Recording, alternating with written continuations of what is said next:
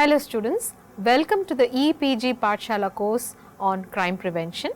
I am Dr. Vidya-mitra from the Rajalakshmi Engineering College, and here I am going to discuss with you the module on deterrence, a conventional program. In this module, we will be trying to understand the meaning of deterrence, the theoretical underpinnings of deterrence, general and specific deterrence, and the current theoretical directions of deterrence, focused deterrence, hotspot policing, and community policing. First, let us look at the definition of deterrence. Deterrence is the principal mechanism by which the state authority seeks to reduce offending and increase public safety. It is the preventive aspiration of criminal justice. This may be in the form of preventive patrol by police officers or mandatory prison sentences for violent offenders.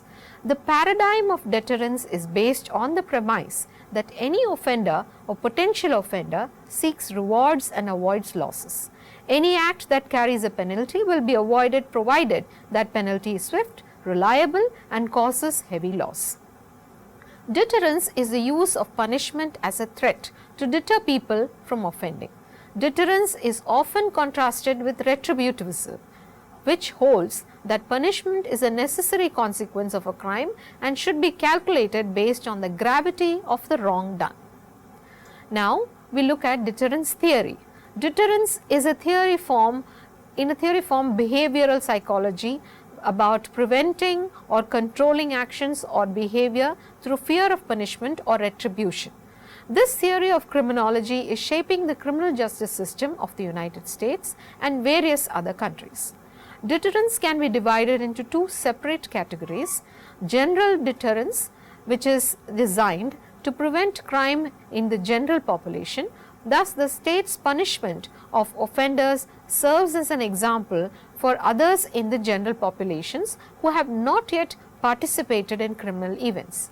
It is meant to make them aware of the horrors of official sanctions in order to put them off committing crimes. Examples include the application of the death penalty and the use of corporal punishment.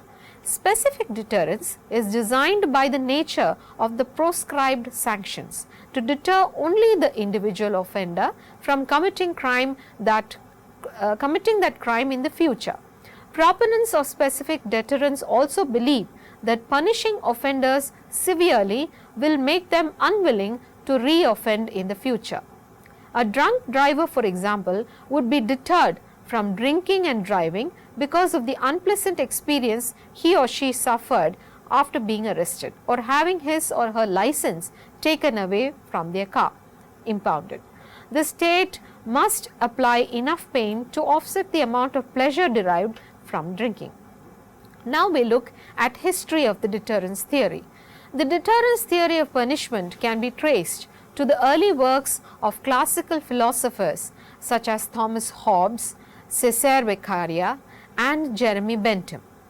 Together, these theorists protested against the legal policies that were founded on spiritualistic explanations of the time. These thinkers provided the foundation for modern deterrence theory in criminology. Severity, certainty, and celerity of punishment. The theory of deterrence that has developed from the work of Hobbes, Beccaria, and Bentham relies on three individual components: severity, certainty, and celerity. The more severe a punishment, it is thought, the more likely that a rationally calculating human being will desist from criminal acts. To prevent crime, therefore, criminal law must emphasize penalties to encourage citizens to obey the law. Punishment that is too severe is unjust, and punishment that is not severe enough will not deter criminals from committing crimes. Certainty of punishment simply means making sure that punishment takes place whenever a criminal act is committed. Classical theorists such as Beccaria believed that if individuals know that their undesirable acts will be punished, they will refrain from offending in the future. Moreover, their punishment must be swift in order to deter crime. The closer the application of punishment is to the commission of the offense, the greater the likelihood that offenders will realize that crime does not pay. In short, deterrence theorists believed that if punishment is severe, certain and swift. A rational person will measure the gains and losses before engaging in crime and will be deterred from violating the law if the loss is greater than the gain. Classical philosophers thought that certainty is more effective in preventing crime than the severity of crime. They rejected torture as a means of eliciting confessions and the death penalty as an effective means for punishing murderers and perpetrators of serious crime. Current research on deterrence is as follows. The current hypothesis continues to be a key element of Western criminal law and criminal justice systems. Today, the idea that sanctions deter criminals has influenced penal sanctions in death penalty cases and other areas of criminal sentencing. It is believed that better deterrence can be achieved by establishing of more prisons, increased penalties, longer sentencing severity, certainty of conviction and sentencing, and the hiring of more police officers. Together, these policies would control and reduce the recidivism of convicted offenders and curtail the participation in crime by future offenders. Yet, despite the merits of the deterrence argument, and until 1969, when criminology started again to test the deterrence hypothesis, empirical measurement of the theory have been scant. Prior to the 1960s, studies focused only on the philosophical ideas of the deterrence doctrine, its humanitarian orientation and its implication for punishment. One popular research endeavor that actually tested the deterrence theory in 1968 concluded that homicide might be deterred by both certainty and severity of punishment. In research conducted in 1969, criminologist Charles Tittle found support for the theory and concluded that the certainty of punishment deters crime, but that severity can only deter crime when certainty of punishment is reasonably guaranteed. Other studies in the 1970s have also challenged the validity of the earlier empirical findings, arguing instead that variations in police record keeping could account for the results on certainty. When it comes to celerity of punishment, prior and current studies have generally avoided its inclusion in deterrence measurement. Most important, much of the empirical analysis of the deterrence value have been focused on whether capital punishment deters potential offenders from engaging in homicide acts. Collectively, the empirical results of the death penalty studies have concluded that death penalty does not deter murder. Now we look at focused deterrence, which is a conventional program. Focused deterrence strategies, also referred to as pulling levers policing or problem-oriented policing strategies, that follow the core principles of deterrence theory. The strategies target specific criminal behavior committed by a small number of chronic offenders who are vulnerable to sanctions and punishments. Offenders are directly confronted and informed that continued criminal behavior will not be tolerated. Targeted offenders are also told how the criminal justice system, such as the police and the prosecutors, will respond to continued criminal behavior, mainly that all potential sanctions or levers will be applied. The deterrence-based message is reinforced through crackdowns on offenders or groups of offenders, such as gang members, who continue to commit crime despite the warning. In addition to deterring violent behavior, the strategies also reward compliance and non-violent behavior among the targeted offenders by providing positive incentives such as access to social services and job opportunities. Now we look at target population focused deterrence strategies. Generally, these target a specific type or a group of offenders, such as youth gang members or repeat violent offenders. Many focused deterrence interventions have primarily targeted incidents of homicide and serious violence, criminal activities that usually involve chronic offenders in urban settings. Some strategies have focused on eliminating public forms of drug dealing, such as street markets and crack houses. These strategies are known as drug market interventions, and they work by warning dealers, buyers and their families that enforcement is imminent. Second, the theoretical foundations of focused deterrence program. Focused deterrence strategies combine elements of classic deterrence with additional elements thought to prevent crime. First, focused deterrence strategies typically begin with an intense focus on particular types of crime and the chronic offenders most responsible for carrying out those crimes. The most frequent target of focused deterrence strategies is gun violence. Second, focused deterrence strategies are often referred to as pulling levers strategies because they seek to apply every lever available, whether formal or informal, in deterring offenders. Third, unlike conventional deterrence strategies which may alter objective sanction risks, focused strategies, deterrence strategies seek to directly influence perceived sanction risk among offenders by communicating directly with them about the consequences of their actions. An important part of altering perceived risk among offenders is administering sanctions swiftly so that potential offenders can observe the immediate consequences of their actions. Finally, since many focused deterrence strategies target groups like street gangs rather than individuals, another key element is the idea of collective responsibility, that is, holding all the members of the group responsible for the actions of any individual member. Together, these program elements are intended to influence the perceived risk of sanction among potential offenders, thereby altering their decision about whether or not to carry out an offense. Third, the framework of focused deterrence programs. Focused deterrence framework was developed by Boston. In Boston during 1990s, Operation Ceasefire was a problem-oriented policing project to stop serious gang violence by directly communicating to gang members that violence would no longer be tolerated and backing up that message by pulling every lever legally available when violence occurred. At the same time, youth workers, probation and parole officers and other community-based organizations offered services and resources to gang members.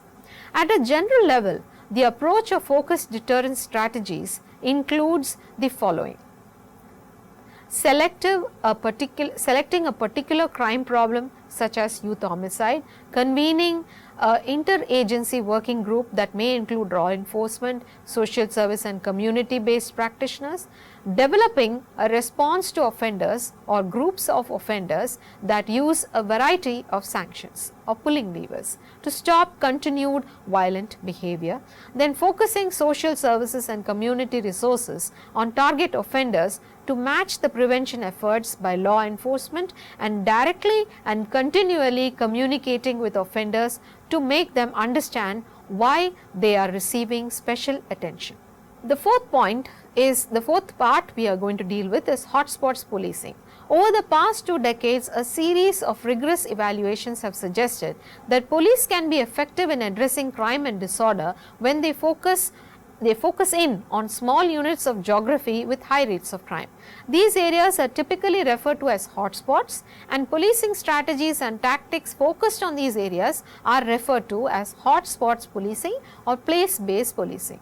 This place-based focus stands in contrast to traditional notions of policing and crime prevention, more generally which have often focused primarily on people, police beats, precincts and districts, determine the allocation of police resources and dictate how police respond to calls and patrol the city.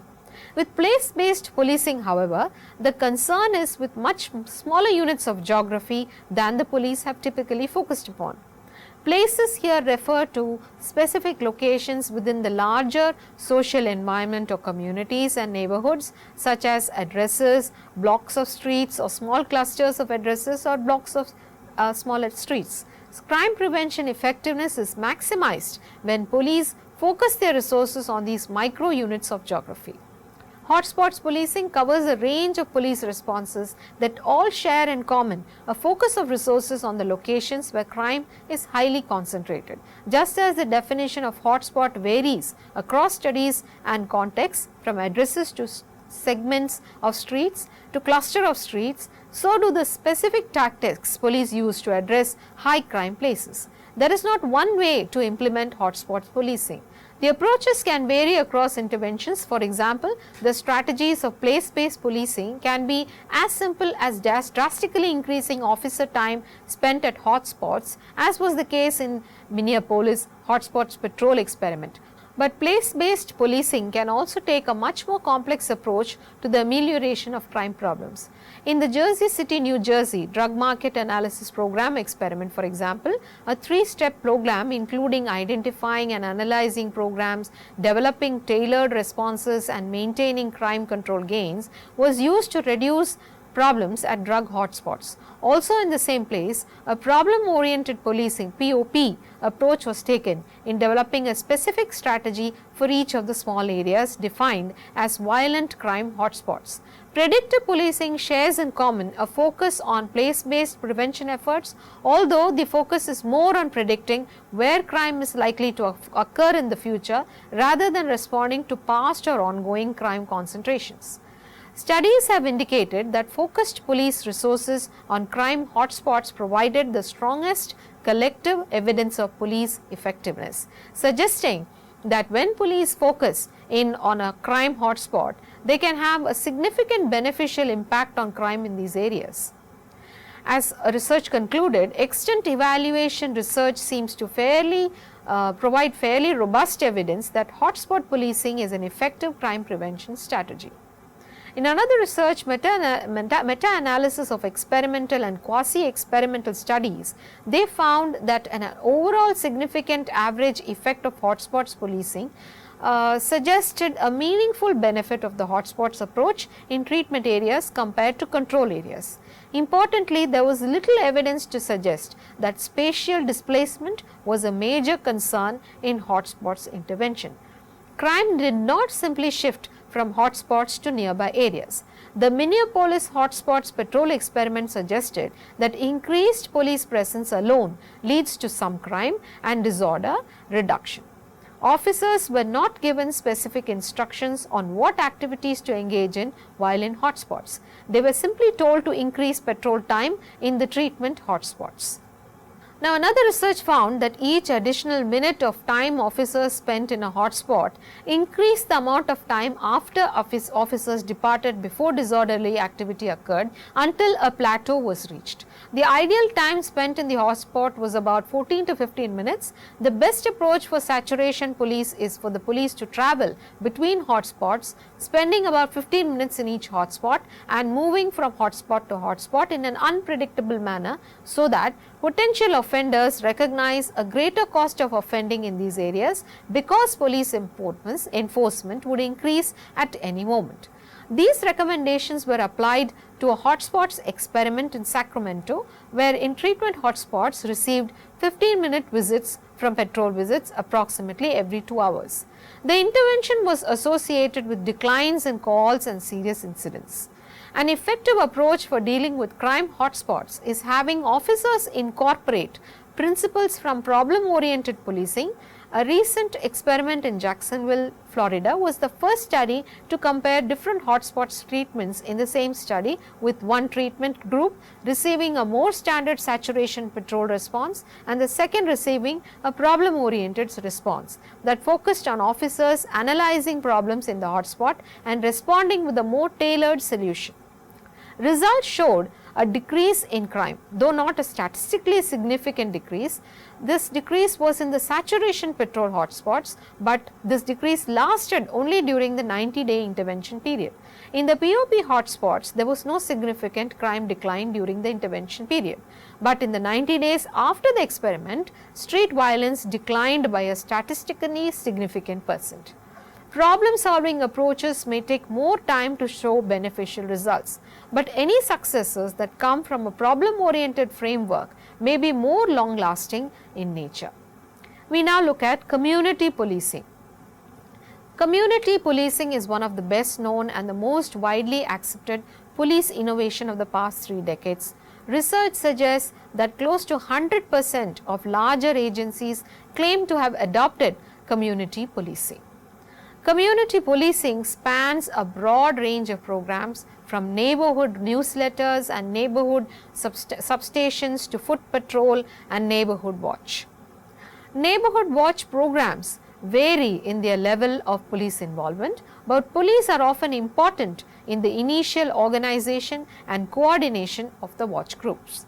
Community policing definitions typically focus on three components that characterize many programs. One, some level of community involvement and consultation. Second, decentralization, often increasing discretion to line level officers. And third, problem solving, because community policing is focused on close collaboration with the community and addressing community problems. It has often been seen as an effective way to increase citizen satisfaction and enhance the legitimacy of the police. Next, we look at police legitimacy and procedural justice. Police legitimacy is important to consider because of the importance of police trying to maximize their fairness and citizen perception of the legitimacy of their actions. Procedural justice, according to Tyler, includes four components. One, citizens need to participate in the decision process, that is, they should be given a voice. Second, neutrality is a key element. Citizens tend to view a situation as fairer when officers are transparent about why they are resolving a dispute in a particular way. And third one, individuals want to be treated with dignity and respect. Fourth one, citizens are more likely to view an interaction as fair when they trust the motives of the police. Citizens will view the action taken as fairer if the officer shows a genuine concern for the interests of the parties involved. Survey and observational research generally suggests that when officers incorporate these components of procedural justice into their interactions with citizens and suspects, citizens are more likely to comply with police directives and the law because they see that police as more legitimate. These increases in legitimacy thus have the potential to reduce crime by increasing compliance behavior, although no studies to date have examined this issue directly.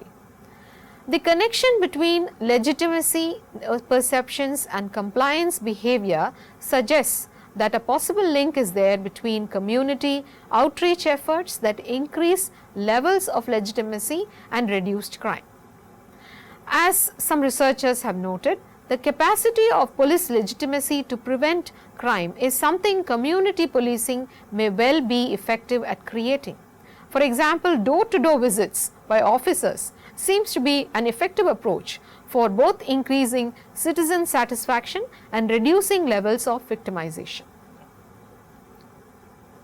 Now, some researchers found that efforts by police in a target neighborhood in Houston to initiate more positive informal contacts with citizens led to lower rate of victimization. The program focused on the quality of police-citizen interactions. Aspects of community policing can be combined with other successful interventions in ways that may increase their overall effectiveness. For example, some researchers describe a community-oriented approach to hotspots policing focused on community consultation on the tactics used in hotspots and the efforts to ensure that hotspot policing strategies do not damage police-residents relationships. As these researchers indicate, dealing with hotspot locations in a collaborative and transparent way has great potential to improve police-community relations and enhance overall police legitimacy.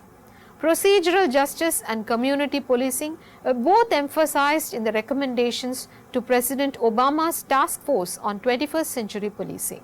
For example, the task force recommends that law enforcement culture should embrace a guardian mindset to build public trust and legitimacy. Toward that end, police departments should adopt procedural justice as the guiding principle for internal and external policies and practices to guide their interactions with the citizens they serve. In the area of community policing, the task force focused in particular on community participation. The task force recommended using strategies that reinforce the importance of community engagement in managing public safety and the working with neighborhood residents to co-produce public safety through problem-solving efforts. Some researchers conducted a Campbell systematic review to examine the impact of community policing on crime and disorder, fear of crime, legitimacy, and citizen satisfaction. Their results suggested a small impact on violent crime, a non-significant impact on property crime, and a small effect on fear of crime. Community policing programs, therefore, may be one way for the police to incorporate principles of procedural justice into their interactions with citizens and as a result improve police-community relations. In a related systematic review, particular researchers examined police interventions designed to enhance procedural justice and increase citizen perceptions of police legitimacy. They focused on interventions that incorporated at least one component of procedural justice: participation, neutrality, dignity, respect, trustworthy motives, and their findings suggested that the promise of police efforts to enhance legitimacy, although their review covered a range of studies, most of which included multiple kinds of interventions, making it difficult to disentangle the specific impact of procedural justice, there was evidence that these interventions increased citizen satisfaction, cooperation, and levels of procedural justice. Bennett and colleagues looked specifically at the effectiveness of neighborhood watch programs and found overall that neighborhood watch is associated with a significant crime reduction, suggesting further crime control benefits for this type of community policing program. There are several similarities and overlapping features between focused deterrence strategies and other policing models such as community-oriented, problem-oriented, and hotspot policing. Community-oriented policing draws on a variety of approaches to address crime and disorder issues. Often, partnerships are formed between law enforcement and organizations outside of policing, especially community-based groups. Hotspots policing strategies rely mostly on traditional law enforcement approaches. However, police powers and resources are directed towards dealing with a specific crime-ridden area or group of offenders. Problem-oriented policing combines the resources targeting strategies of hotspots policing with the variety of approaches of community-oriented policing. That is focused deterrence strategies rely primarily on problem-oriented policing approach, but also use elements of community-oriented policing. For example, forming partnerships between the police and the community-based organizations through the creation of an interagency work group. Finally, this module looked at many criminal justice policies which are based on deterrence doctrine, and therefore a lot of debates on the deterrence effect of punishment continues to be waged in criminological history. In their efforts to have more empirical support, criminologists today are working in the direction of expanding the deterrence concepts from certainty, severity, and celerity to include informal social processes of reward and moral beliefs. Since some aspects of deterrence and rational choice theories are part of the routine activities theory, deterrence theories have been modified and expanded to include the rational choice perspectives. In summary, support for deterrence theory is much greater than it has been during the past few decades. However, research demonstrates that contemporary criminal justice policies place more emphasis on the severity of punishment than it places on certainty. Death penalty, longer imprisonments, mandatory sentencing, and a plethora of others get-tough policies have not demonstrated greater deterrent effects of punishments than less severe penalties. Increases in the severity of punishment rather than reduce crime may actually increase it. On the other hand, increases in the certainty of apprehension of offenders, convictions, and punishment have been found to have possible effects on crime reduction. Thank you, students. Thank you for watching EPG Pathshala course on crime prevention.